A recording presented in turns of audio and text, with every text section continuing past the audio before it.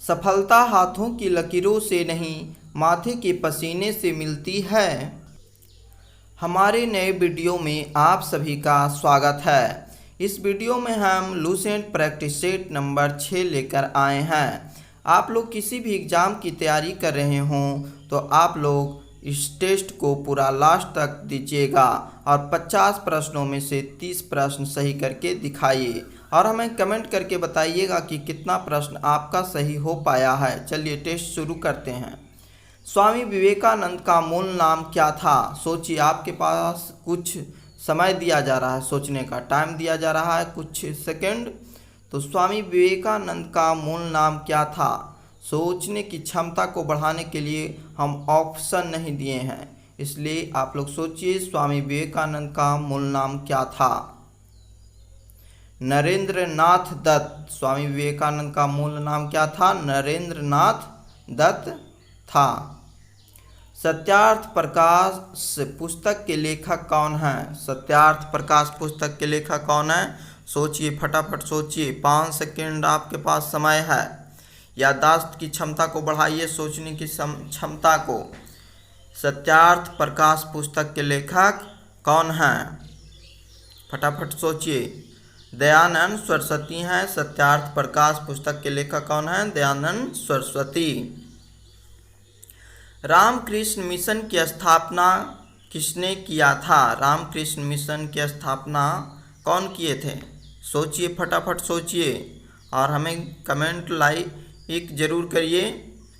सभी प्रश्न का उत्तर आप कमेंट करके भी दे सकते हैं या फिर कॉपी और पेन रखिए और देखिए कि कौन कौन सा प्रश्न सही हो पा रहा है और लास्ट में हमें बताइए। रामकृष्ण मिशन की स्थापना किसने किया था? स्वामी विवेकानंद ने किए थे रामकृष्ण की स्थापना। बहावी आंदोलन का मुख्य केंद्र था। बहावी आंदोलन का मुख्य केंद्र कहाँ था? बताइए आप लोग, सोचिए फटाफट कि बहावी आंदोलन का मुख्य केंद्र था कहाँ था? 5 सेकंड आपके पास समय है सोचने का। टेस्ट ले रहे हैं इसलिए आपको बीच में सोचने के लिए कुछ समय दे रहे हैं। तो सोचिए कि बहावी आंदोलन का मुख्य केंद्र कहाँ था? बहावी आंदोलन का मुख्य केंद्र पटना में था। वीडियो अच्छा लग रहा है तो लाइक करिए, शेयर करिए अपने दोस्तों के पास। भारत में दास प्रथा कब अवैध घोषित किया गया? दास प्रथा को भारत में कब अवैध घोषित किया गया है? वीडियो अच्छा लग रहा है तो अपने दोस्तों के पास शेयर करिए और उनको भी टेस्ट दिलाइए और देखिए कि आपसे कितना ज़्यादा सही कर पा रहे हैं या कम। तो आप लोग दोस्त को भी टेस्ट दिलाइएगा वीडियो शेयर करके। तो बताइए, भारत में दास प्रथा कब अवैध घोषित किया गया? 1843 ईस्वी। 1843 ईस्वी। भारत में अंग्रेजी शिक्षा किसके द्वारा लागू की गई थी? भारत में अंग्रेजी शिक्षा किसके द्वारा लागू की गई थी? सोचिए, फटाफट सोचिए। 5 सेकंड आपके पास समय दे रहे हैं, टेस्ट ले रहे हैं। यदि लूसेंट पढ़े हैं तो 50 प्रश्नों में से 30 प्रश्न सही करके दिखाइए। 30 सही हो पा रहा है तो आप लोग लूसेंट पढ़े हैं। तो भारत में अंग्रेजी शिक्षा किसके द्वारा लागू की गई थी? लॉर्ड विलियम बेंटिक के द्वारा अंग्रेजी शिक्षा लागू की गई थी। वेदों में संपूर्ण सच्चाई निहित है, यह व्याख्या किसने किए थे? वेदों में संपूर्ण सच्चाई निहित है, यह व्याख्या किसने किए थे या किसने कहे थे? तो बताइए आप लोग, सोचिए, फटाफट सोचिए कि वेदों में संपूर्ण सच्चाई निहित है, यह व्याख्या किसने किए थे? स्वामी दयानंद सरस्वती ने किए थे। वीडियो अच्छा लग रहा है लाइक करिए। चैनल पर नए हैं तो चैनल को सब्सक्राइब कर लीजिए इस तरह की वीडियो पाने के लिए। महाराष्ट्र का सुकरात किसे कहा जाता है? महाराष्ट्र का सुकरात किसे कहा जाता है? सोचिए, फटाफट सोचिए कि महाराष्ट्र का सुकरात किसे कहा जाता है। चैनल पर नए हैं तो चैनल को सब्सक्राइब करिए और ऑल नोटिफिकेशन को ऑन कर लीजिए ताकि इस तरह की वीडियो सबसे पहले आप तक पहुंचे और टेस्ट आप लोग डेली दे सकें।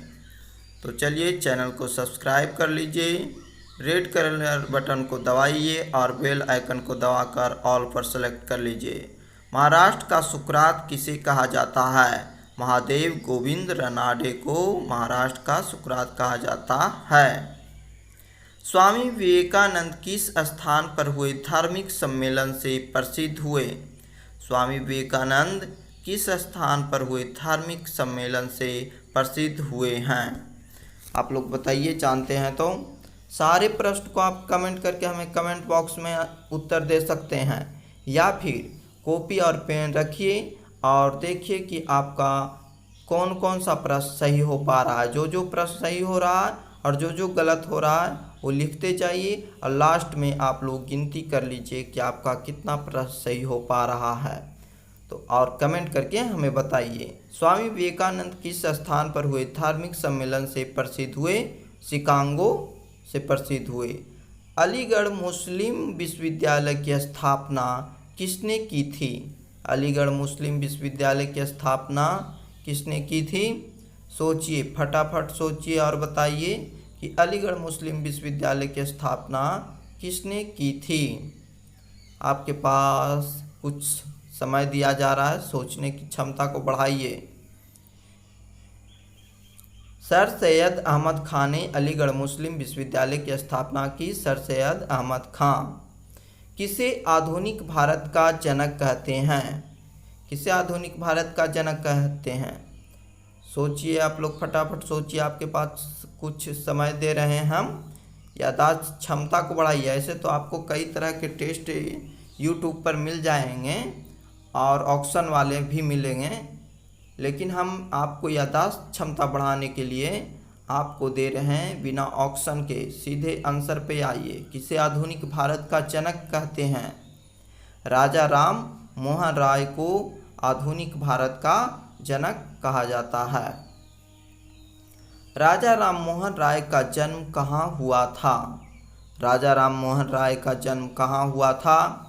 सोचिए, फटाफट सोचिए, और सारे प्रश्न का आप लोग देखते जाइए उत्तर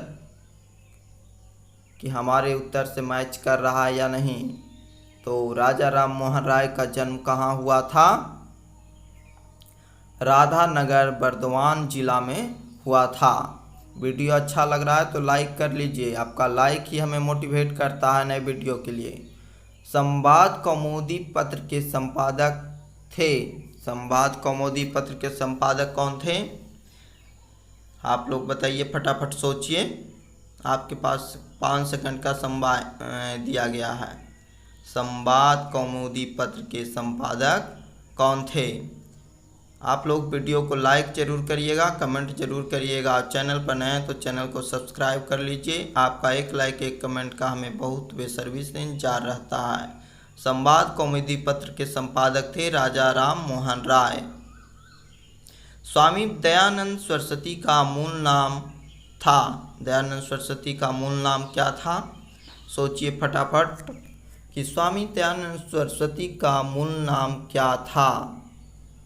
स्वामी दयानंद सरस्वती का मूल नाम क्या था? 5 सेकंड समय आपके पास सोचने का, सोचिए फटाफट। तो स्वामी दयानंद सरस्वती का मूल नाम था मूल शंकर। क्या था? मूल शंकर। प्रार्थना समाज की स्थापना किसकी प्रेरणा के फलस्वरूप हुई? प्रार्थना समाज की स्थापना किसकी प्रेरणा के फलस्वरूप हुई? सोचिए, फटाफट सोचिए और बताइए हमें कि प्रार्थना समाज की स्थापना किसकी प्रेरणा के फलस्वरूप हुई। 5 सेकंड आपके पास समय है सोचने का, फटाफट सोचिए और बताइए कि प्रार्थना समाज की स्थापना किसकी प्रेरणा के फलस्वरूप हुआ था? किनकी प्रेरणा के फलस्वरूप हुआ था? केशव चंद्र सेन की प्रेरणा के फलस्वरूप हुआ था। कन्याकुमारी का रॉक मेमोरियल किसके लिए समर्पित है? कन्याकुमारी का रॉक मेमोरियल किसके लिए समर्पित है? सोचिए, फटाफट सोचिए कि किनके लिए समर्पित है। कन्याकुमारी का रॉक मेमोरियल किसके लिए समर्पित है? फटाफट सोचिए। स्वामी विवेकानंद के लिए समर्पित है।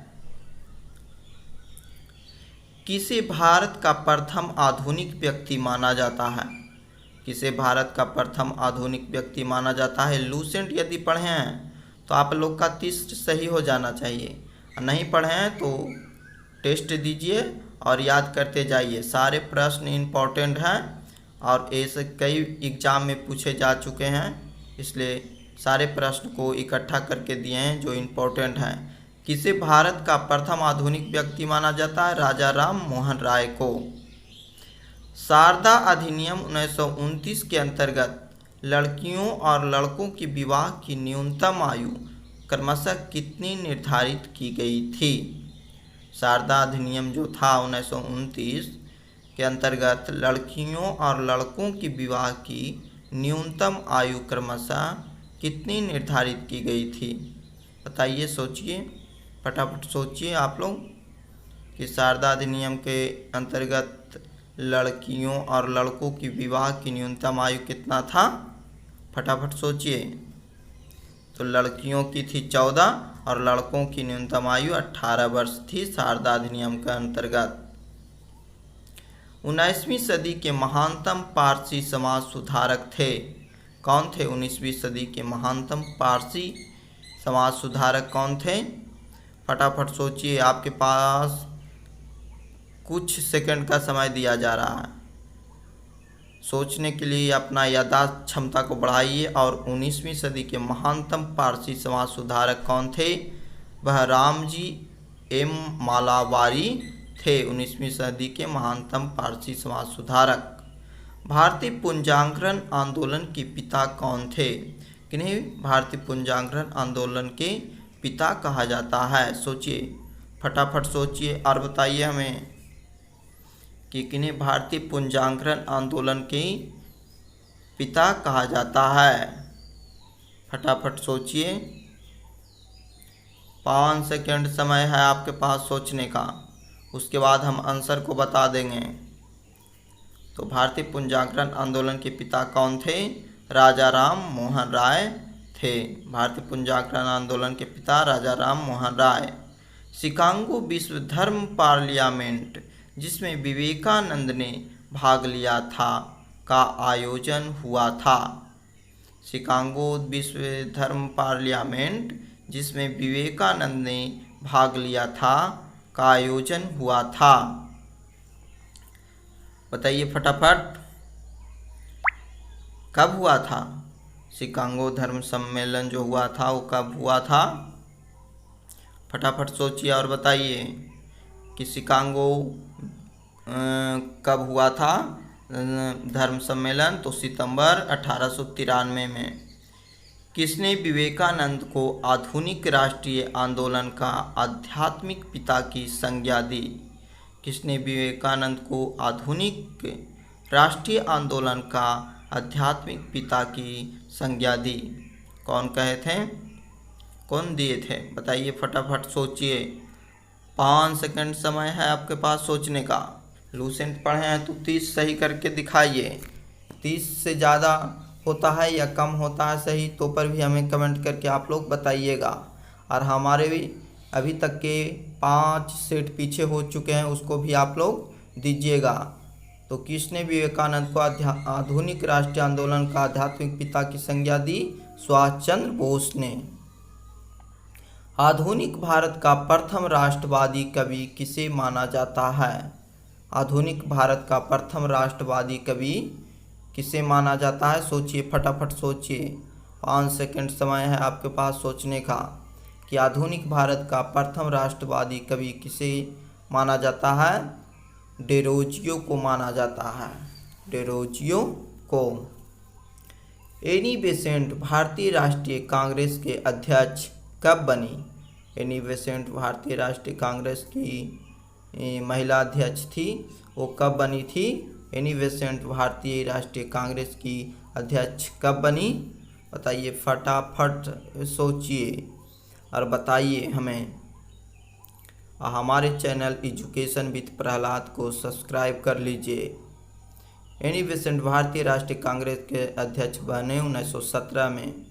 रामकृष्ण मिशन का मुख्यालय कहाँ स्थित है? रामकृष्ण मिशन का मुख्यालय कहाँ स्थित है?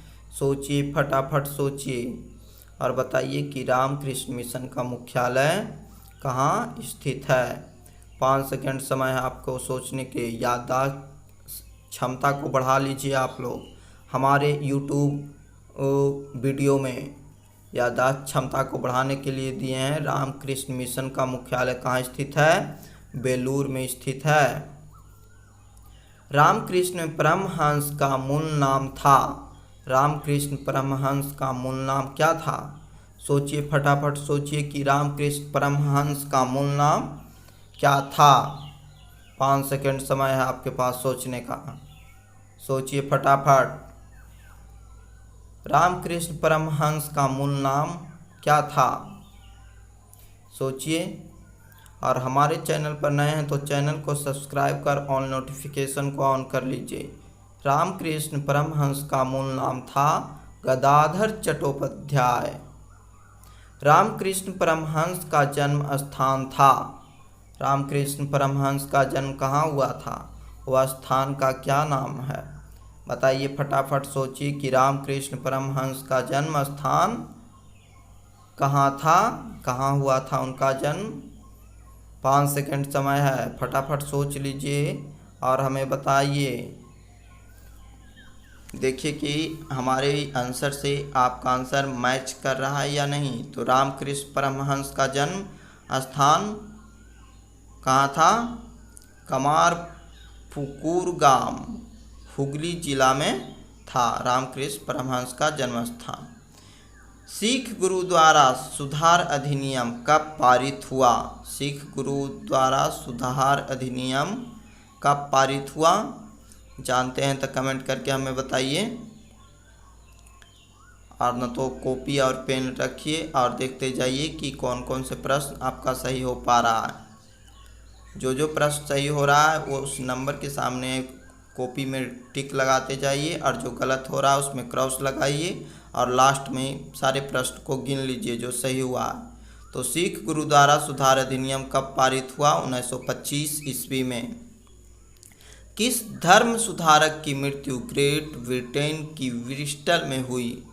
किस धर्म सुधारक की मृत्यु ग्रेट ब्रिटेन की ब्रिस्टल में हुई? सोचिए फटाफट और बताते जाइए हमें कि किस धर्म सुधारक की मृत्यु ग्रेट ब्रिटेन की ब्रिस्टल में हुई थी। बताइए फटाफट सोचिए। किस धर्म सुधारक की मृत्यु ग्रेट ब्रिटेन की ब्रिस्टल में हुई? राजा राम मोहन राय की मृत्यु हुई। वीडियो अच्छा लग रहा है लाइक कर दीजिए। वेदों की ओर लौटो यह नारा किसने दिया था? एक कई बार कई एग्जामों में पूछा जा चुका है, इसलिए इसको याद रखिएगा कि कोई किनका कथन था। ये वेदों की ओर लौटो यह नारा कौन दिए थे? किनका कथन था कि वेदों की ओर लौटो यह नारा किसने दिया था? सोचिए फटाफट सोचिए, बहुत ही इम्पोर्टेंट क्वेश्चन है। तो वेदों की ओर लौटो यह कौन कहे थे? दयानंद सरस्वती कहे थे। वीडियो अच्छा लग रहा है तो अपने दोस्तों के पास शेयर करिए। देव समाज का संस्थापक कौन था? देव समाज की स्थापना कौन किए थे? फटाफट सोचिए कि देव समाज का संस्थापक कौन था या स्थापना कौन किए थे देव समाज के। फटाफट सोचिए और बताते जाइए कि देव समाज का संस्थापक कौन था। 5 सेकंड समय है आपके पास सोचने के लिए। तो देव समाज के संस्थापक कौन थे? शिवनारायण अग्निहोत्री थे। देव समाज के संस्थापक शिवनारायण अग्निहोत्री। 32 नंबर प्रश्न, धर्म समाज के सिद्धांत पर आधारित है। धर्म समाज के सिद्धांत पर आधारित है। बताइए 32 नंबर प्रश्न कि धर्म समाज के सिद्धांत पर आधारित है। क्या आधारित है? बताइए फटाफट सोचिए। धर्म समाज के सिद्धांत पर आधारित है। एकेश्वरवाद आधारित है। वीडियो अच्छा लग रहा है लाइक करिए, कमेंट करिए और अपने दोस्तों को टेस्ट दिलाइए, शेयर करिए। किसने नारा दिया मानव के लिए एक धर्म, एक जाति व एक ईश्वर? किसने कहे थे? या किसने नारा दिए थे कि धर्म एक जाति व एक ईश्वर? किसने नारा दिए मानव के लिए एक धर्म एक जाति व एक ईश्वर? कौन कहे थे? फटाफट सोचिए, 5 सेकंड समय है आपके पास कि किसने नारा दिया मानव के लिए एक धर्म एक जाति एक ईश्वर? श्री नारायण गुरु ने कहे थे, नारा दिए थे। बारदोली सत्याग्रह का नेतृत्व किसने किया था? बारदोली सत्याग्रह का नेतृत्व किसने किया था? फटाफट सोचिए और बताइए हमें। कमेंट करके भी बता सकते हैं आप लोग कि आपका कितना प्रश्न सही हो पा रहा है, या सारे प्रश्नों का उत्तर आप कमेंट बॉक्स में कमेंट करके दे सकते हैं। तो बारदोली सत्याग्रह का नेतृत्व किसने किया था? सरदार वल्लभ भाई पटेल ने किए थे बारदोली सत्याग्रह का। बाईकोम सत्याग्रह कहाँ चलाया गया? बाईकोम सत्याग्रह कहाँ चलाया गया था? तो बताइए, फटाफट सोचिए, बाईकोम सत्याग्रह कहाँ चलाया गया था? किस राज्य में चलाया गया था बाईकोम सत्याग्रह? जानते हैं तो बताइए, फटाफट सोचिए, बाईकोम सत्याग्रह किस राज्य में चलाया गया था? तो केरल में चलाया गया था। बाईकोम सत्याग्रह कहाँ चलाया गया? केरल में। मोपला आंदोलन कहाँ हुआ था? मोपला आंदोलन कहाँ हुआ था? सोचिए, फटाफट सोचिए कि मोपला आंदोलन कहाँ हुआ था। वीडियो अच्छा लग रहा है तो लाइक कर दीजिए। आपका एक लाइक एक कमेंट का हमें बहुत बेसब्री से इंतजार रहता है।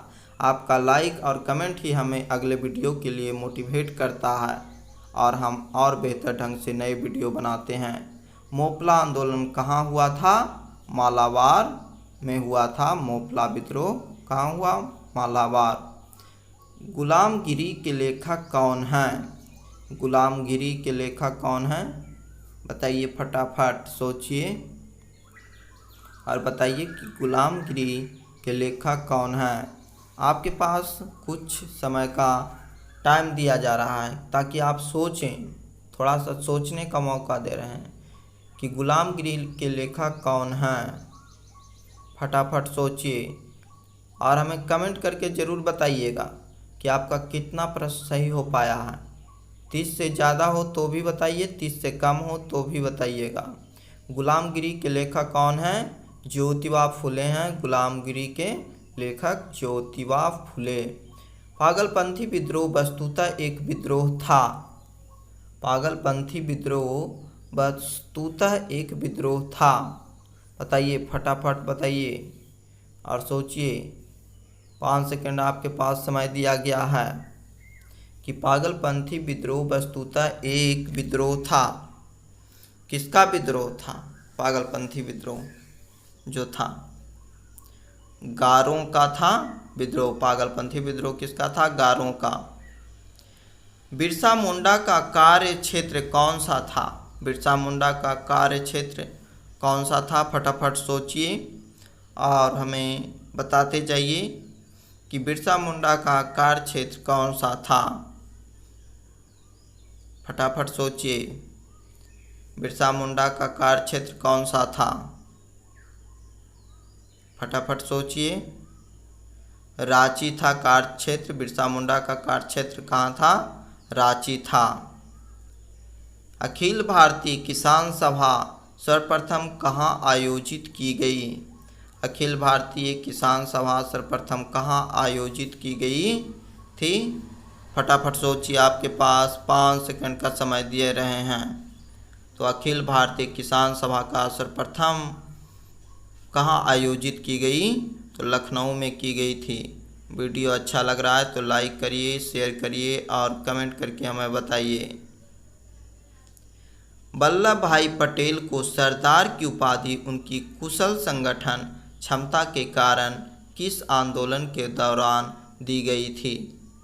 सरदार वल्लभ भाई पटेल को सरदार की उपाधि उनकी कुशल संगठन क्षमता के कारण किस आंदोलन के दौरान दी गई थी?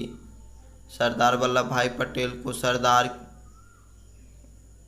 कहा गया था तो कहाँ के आंदोलन में सरदार की उपाधि दिया गया था? सोचिए, फटाफट सोचिए और हमें कमेंट में बताइए। तो बारदोली सत्याग्रह में सरदार की उपाधि दिया गया था सरदार वल्लभ भाई पटेल को बारदोली सत्याग्रह में। भूदान आंदोलन कब हुआ था? भूदान आंदोलन कब शुरू हुआ था? आप लोग को ईस्वी बताना है कि भूदान आंदोलन कब शुरू हुआ था। फटाफट सोचिए कि भूदान आंदोलन कब शुरू हुआ था। 1951 ईस्वी में 1951 ईस्वी में भूदान आंदोलन शुरू हुआ था। बेलूर मठ की स्थापना कब हुआ था? बेलूर मठ की स्थापना कब हुआ था? सोचिए, फटाफट सोचिए, 5 सेकंड समय है आपके सोचने का कि बेलूर मठ की स्थापना कब हुआ था। याददाश्त क्षमता को बढ़ाइए, सोचने की क्षमता को, और पूरा वीडियो देखिए लास्ट तक। अब पूरा टेस्ट दीजिए, सारे प्रश्न का उत्तर।